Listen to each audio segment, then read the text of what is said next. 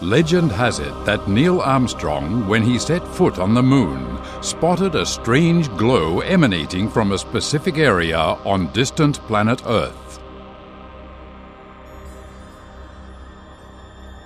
Upon closer examination, the area from where this light came from proved to be located in Southeast Asia, in Indonesia, in central Java, from a sacred place called the Borobudur.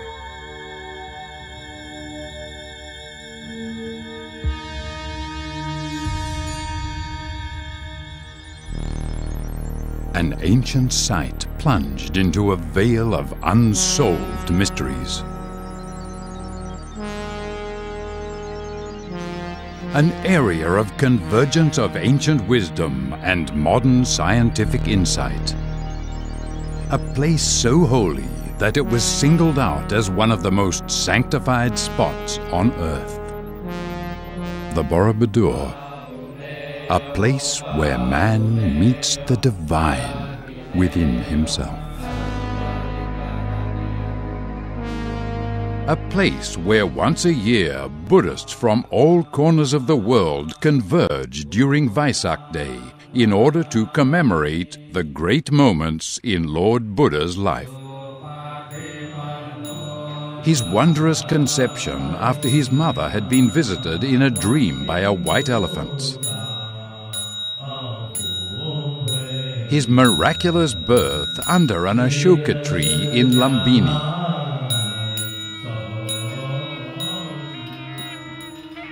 His renunciation to the world after leaving his father's palace and crossing the Anoma River.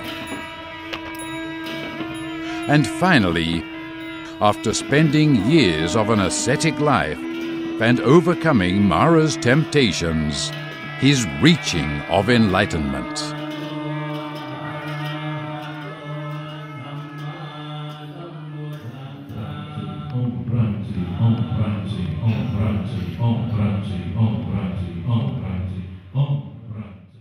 The origins of the Borobudur, dating back to the 8th or 9th century, are shrouded in mystery. Some see in it a representation of Mount Meru, which is at the center of the Buddhist universe. Others believe that its design follows the shape of the gigantic diamond world mandala, representing a sacred matrix along which the universe is conceived. From a present vantage point, the ground plan of the Borobudur could be seen as reminiscent of the layout of a computer chip, an integrated circuit, with encoded instructions, conceived to convey an ancient message of wisdom and compassion to a modern world in need. It is the goal of Borobudur Paths to Enlightenment to decode these ancient messages and to translate them into the modern language of multimedia.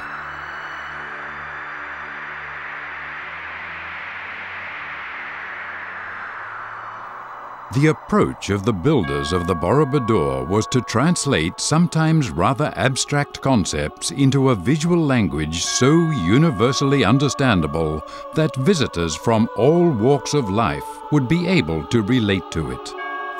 Following the insight of the Buddha that these often subtle messages needed to be adapted to the stage of advancement of the intellectual and spiritual capacities of his audience. Borobudur Path to Enlightenment chose to offer a number of different approaches on how to best decode the complex contents of its panels. Choosing the explorer's path will enable the user to project himself randomly to any section of the Borobudur, letting him embark from there onto a 3D-like walk along the galleries and explore them panel by panel.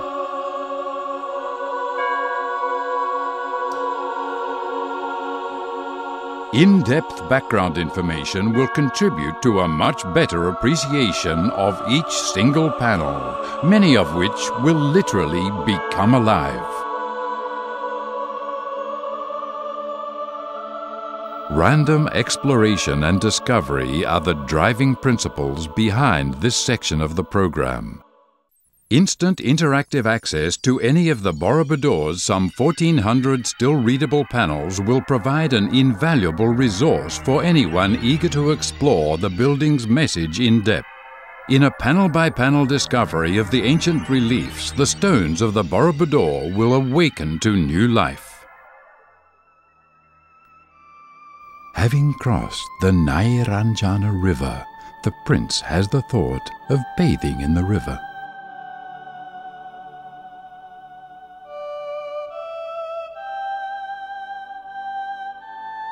Pure and without defilements, filled with compassion for all the world, the Muni descends into the river and bathes.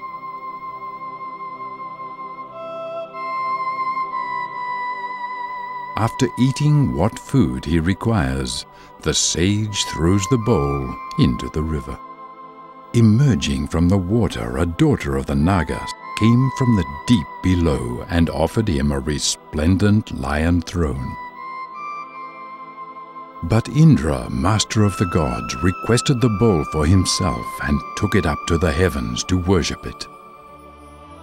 And while the Bodhisattva was bathing, several hundreds of thousands of Devaputras rendered homage by filling the river with aloes and powder of sandalwood and tossing into the water heavenly flowers of many colors.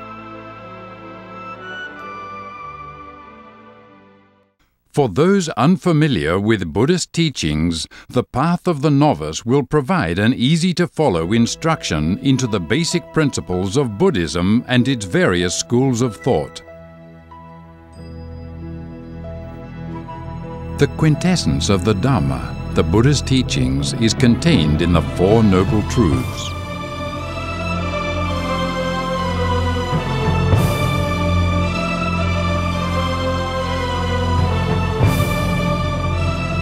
The fundamental principles which rule our karmic destiny are described as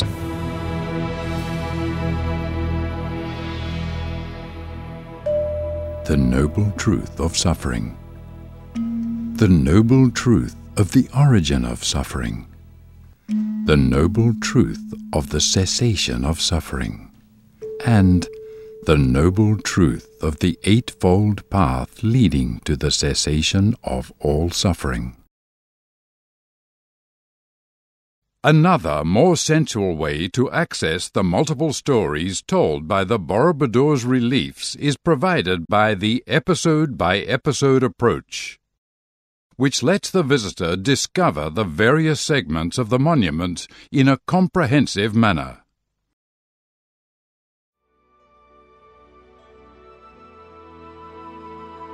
Kinnaris are mythological beings, half maidens, half birds. Manohara is one of them, and her love story with the young Prince Sudana constitutes one of the great classics of Far Eastern fairy romances.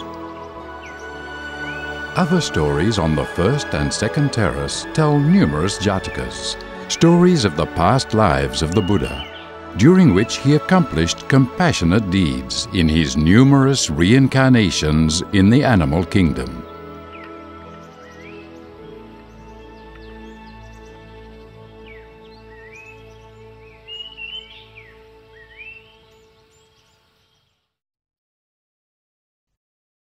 This truly interactive tour guide is an eye-opener on the innumerable details which adorn the temple.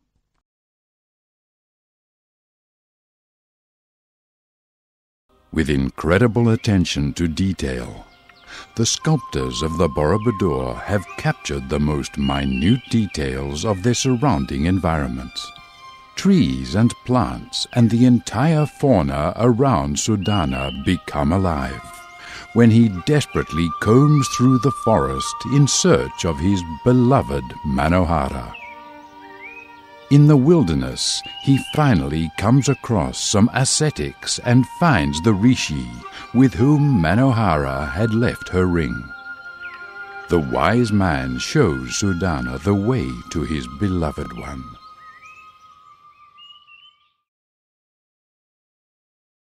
Seekers in search of spiritual enlightenment are expected to circumambulate the terraces of the Borobudur 10 times clockwise, covering a total of almost 5 kilometers. During this pilgrimage, they will successively be familiarized with ancient sacred texts translated into the visual language of the reliefs, which ornate the Borobudur. Those depict the life of the Buddha, his past lives narrated in the Jataka tales and in the Avadanas, and the spiritual quest of young Sudana visiting 53 teachers and bodhisattvas on his search for enlightenment. The panels of the first gallery of the Borobudur retrace step by step the life of Shakyamuni, the Enlightened One. 4 fateful encounters were to change Siddhartha's life in the most dramatic way.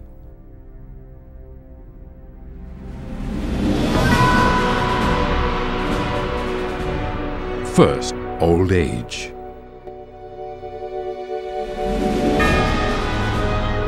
Next, the horror of illness.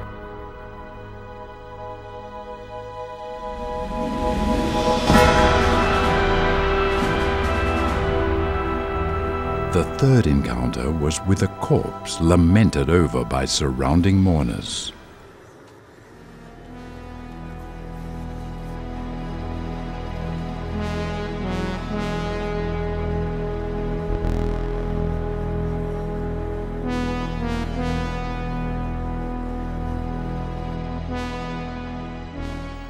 Ultimately, Prince Siddhartha came across a holy man, a monk.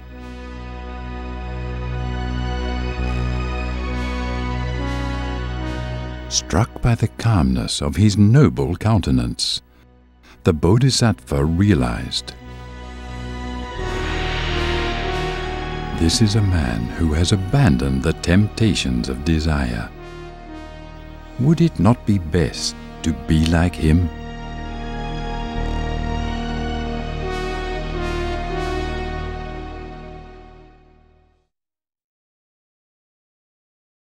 One of the most esoteric parts of the Borobudur Temple consists of the 460 panels telling the story of young Sudana's spiritual quest for enlightenment. After his encounter with Bodhisattva Manjusri, the young man is sent out to meet a total of 53 good friends, each of whom teaches him a facet of the pure life. These teachers come from all walks of life, and among them we find businessmen and bankers, women, a child, and even goddesses of the night. In a past aeon, called Sphere of Purity, there appeared as many Buddhas as particles in a polar mountain, representing different fruits of knowledge. In that time, a king was born spontaneously from a lotus, and the king had a daughter who was none other than me. I had been a night spirit, an emperor, and other beings including an entertainer. Entertainment represents delight in truth. Since I am following Buddha's numerous as atoms in lens, to see any being as other than Buddha is a false view. It will be fascinating to see how closely the situations depicted on certain panels are correlated to the text from which the ensemble of these reliefs is derived. The last chapter of the Avatamsaka Sutra, entitled The Gandu Vyuha, or The Structure of the World Compared to a Bubble. Here is the net of Indra, an infinite lattice of connections, a great web, and at each node in this vast web of multiplicity, at each juncture point there is a jewel, and each reflects all of the other jewels, all the other nodes of the network. Indra's net extends through the cosmos, through the countless planets and immense eons that Buddhists recognized millennia before Westerners. The proximity of many of the described principles to the latest findings in quantum and particle physics will provide us with some of the abstract, yet completely meaningfully related imagery we are searching for. The Borobudur, a place where man meets the divine within himself.